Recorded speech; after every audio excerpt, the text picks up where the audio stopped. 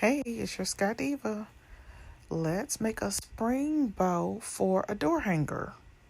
And so I have a spring ribbon in yellow with some pink and orange and some green flowers.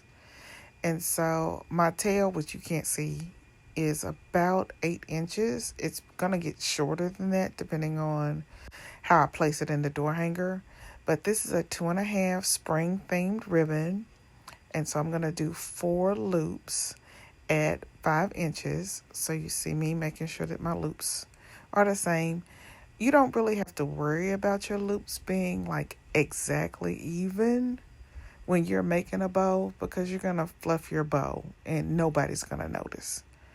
So I've got that. And then I have a pink and a 1.5 ribbon. Again, doing about a 6 to 8 inch tail.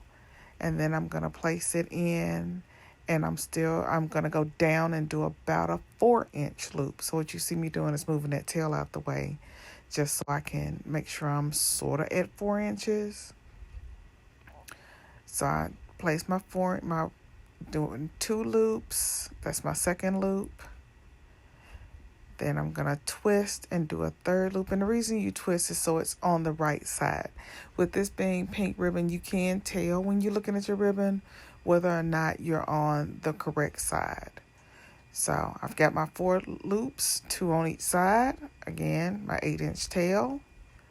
And then I'm going to go in with my final ribbon, which is a yellow polka dot ribbon.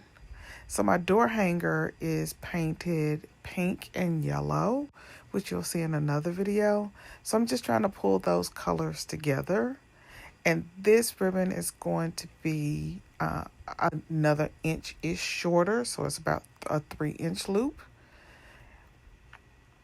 And I'm going to do just 2 tails, 1 on each end. And then my very last ribbon that I'm going to do is going to be just a solid green because I want to bring in all of the colors that are in that spring 2.5 ribbon. And I'm only doing 1 loop because that's going to be my center loop. Then you see me pulling up my Bowdabra wire because I'm using my Bowdabra for this. And I'm going to pull it really, really tight. And then I'm just going to flip it over and separate that gold wire that you're not going to be able to see. It's basically going to be invisible. And I'm going to tie several knots to make sure that my bow is really, really tight and that it won't come apart.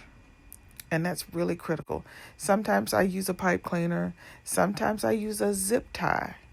So it's up to your personal preference on how you want to secure your bow. And of course, I'm going to dovetail my ends because that gives it a finished look. And so I know that once I put this on my door hanger, my tails may be a little shorter, but I will trim them based on how I place it in my door hanger. So it's all, you can also, if you don't want to dovetail, you can also just trim at an angle, but it is important for you to cut off your ends. Now in some ribbons, you may want to leave them flat depending on the type of ribbon that you use.